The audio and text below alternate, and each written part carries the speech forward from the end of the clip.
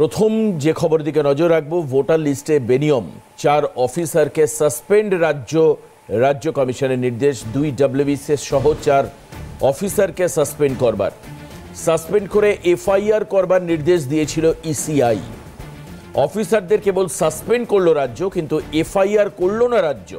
শুধু চুক্তিভিত্তিক ডেটা অপারেটরদের বিরুদ্ধে FIR। জাতীয় নির্বাচন আধিকারিককে চিঠি লিখে জানালেন মুখ্য সচিব।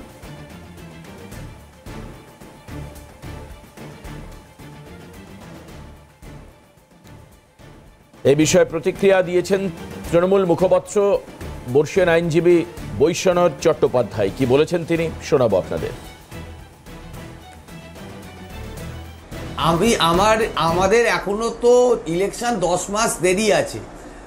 ইলেকশন শুরু হলে, কোড অফ কন্ডাক্ট শুরু হলে তারপরে প্রশাসনিক ব্যাপারে নির্বাচন কমিশন বলতে পারে। তো এখানে নির্বাচন কমিশন তাদের যারা ডেপুটেশনে ছিল তার ব্যাপারে তারা বলেছে, পরবর্তীকালে রাজ্য সরকার সেটাকে মেনে তাদের সাসপেনশন করেছে। এবার সেটা যদি কগনিজেবল অফেন্স হয় তাহলেই তো FIR হবে। FIR তো কগনিজেবল অফেন্স ছাড়া হতে পারে না। আমি তো ফৌজদারি করে ওকালতি করি, আমি যেটুকু বুঝেছি, অ্যাজ পার মাই আন্ডারস্ট্যান্ডিং আমি বলছি। FIR কার বিরুদ্ধে করা হবে না করা হবে এটা তো যারা FIR করবেন তাদের উপর নির্ভর করে। আর প্রথমত নির্বাচন কমিশন নির্বাচন সংক্রান্ত ব্যাপারে তারা কোনো নির্দেশ দিতে পারেন। তারা যদি আইন শৃঙ্খলার ব্যাপারে এক্ষুনি নির্দেশ দিয়ে শুরু করেন তাহলে তো আর ওই নির্বাচন বিধির ব্যাপারটা থাকে।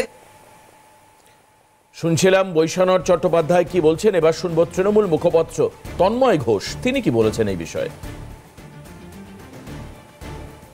মুখ্য সচিবের সঙ্গে নির্বাচন কমিশনের একান্তে গোপন মিটিং হয়েছে, যেটা সর্বোচ্চ স্তরের মিটিং। মুখ্য সচিব এবং নির্বাচন কমিশনের মধ্যে যে আলোচনা হয়েছে তার ভিত্তিতেই রাজ্য সরকার সমস্ত বিবেচনা করে এই সিদ্ধান্ত নিয়েছে। এখন গতকাল আমি দেখছিলাম বিরোধী দলনেতা শুভেন্দু বাবু বলছিলেন যে ব্যবস্থা না নিলে এটা হবে ওটা হবে, অকলমে নির্বাচন কমিশনের মুখপাত্র হিসাবে কাজ করছিলেন। কিন্তু বিষয়টা এরকম নয়, এখানে রাজনীতির কোনো জায়গা নেই। প্রশাসনিক একটা বিষয়, সেখানে প্রশাসনের সর্বোচ্চ স্তরে কথা বলে যে সিদ্ধান্ত নেওয়া হয়েছে সেটা সমস্ত দিক বিবেচনা করে আইন মেনে যা হওয়ার তাই হয়েছে। শুনছিলাম তৃণমূল মুখপাত্র তন্ময় ঘোষ কি বলছিলেন।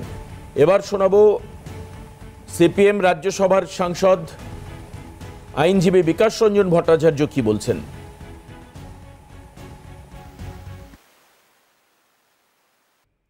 শেষ পর্যন্ত বাধ্য হলো কিছু ব্যবস্থা নিতে। এখন এই সাসপেনশনে নির্বাচন কমিশন সন্তুষ্ট হবেন কি হবেন না সেটা তাদের উপর নির্ভর করছে। কিন্তু সাসপেনশন হওয়া মানেই হচ্ছে এদের বিরুদ্ধে এখন বিভাগীয় তদন্ত শুরু হবে এবং তদন্ত করে এদের বিরুদ্ধে শাস্তিমূলক ব্যবস্থা নিতে হবে তদন্ত সাপেক্ষে। অন্ততপক্ষে ভোট চুরির বন্ধের ব্যাপারে তো একটা উদ্যোগ নিতে হবে। তবে এই ধরনের সিদ্ধান্ত নেওয়ার পর ভোট চুরি বন্ধ হবে কিনা এটা নিয়ে প্রশ্ন। আমরা কথা বলেছিলাম জাতীয় কংগ্রেস মুখপাত্র সৌম্য আইচের সঙ্গে, কি বলছেন শোনাবো। চুরি আটকানোর জন্য সর্বত চেষ্টা করা উচিত। সেটা সারা ভারতবর্ষে SIR এর জন্য যে চুরি হচ্ছে সেটাকে যেমন আটকানো উচিত, এই রাজ্যেও আমরা দেখেছি নজিরবিহীন ভাবে ফলস ভোটার, ভোটার এগুলো ইনক্লুশন হয়েছে, মৃত ভোটার ইনক্লুশন হয়েছে। এবং যারা করেছেন ডেটা এন্ট্রি অপারেটর থেকে শুরু করে যে অফিসাররা করেছেন তাদের বিরুদ্ধে নির্বাচন কমিশন যে শাস্তি দিয়েছে সেটাকে বাইপাস করার চেষ্টা করেছে সরকার। এটা ঘোরতর অন্যায়, গণতন্ত্রকে লুট করার সাথে যেন তেন প্রকারের আশ্বাস দিয়ে বাঁচানোর চেষ্টা করেছেন, পারেননি। এখন ওই কোন রকমের ফেস সেভ করছেন, তাই সাসপেন্ড করেছেন, বাধ্য হয়ে করেছেন। কেন্দ্রীয় শিক্ষা প্রতিমন্ত্রী সুকান্ত মজুমদার কি বলছেন শোনাবো আপনাদের। দেখুন, প্রথমে আমরা শুনেছিলাম মাননীয় মুখ্যমন্ত্রীর মুখে যে আমরা বলে দিয়েছি সাসপেন্ডও করা যাবে না, FIRও করা যাবে না। তারপরে আমরা দেখলাম রাজ্যের মুখ্য সচিব পন্ত সাহেব তিনি দিল্লি গেলেন, নির্বাচন কমিশনের সাথে বৈঠক করলেন। ভেতরে কি হয়েছে আমরা জানি না, কিন্তু তারপরে এসে দেখলাম যে তারা আপাতত সাসপেন্ড হয়েছে। অর্থাৎ একটা ধাক্কা দেওয়া হয়েছে বা নির্বাচন কমিশন একটা ধাক্কা দিয়েছে, তার ফলে সাসপেনশন অবধি পৌঁছেছে।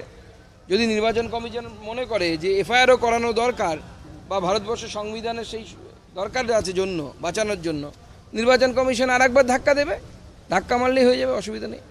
ঠেলার নাম বাবাজি, ঠেলা না পড়লে কেউ অন্য বিড়াল গাছে ওঠে? তৃণমূল গাছে উঠবে এমনি অত সহজে? মমতা বন্দ্যোপাধ্যায় অত সহজে গাছে ওঠে নাকি? তাকে ঠেলা মারতে হয়, ঠেলা মারলে পরেই গাছে উঠে যাবে, দেখবে।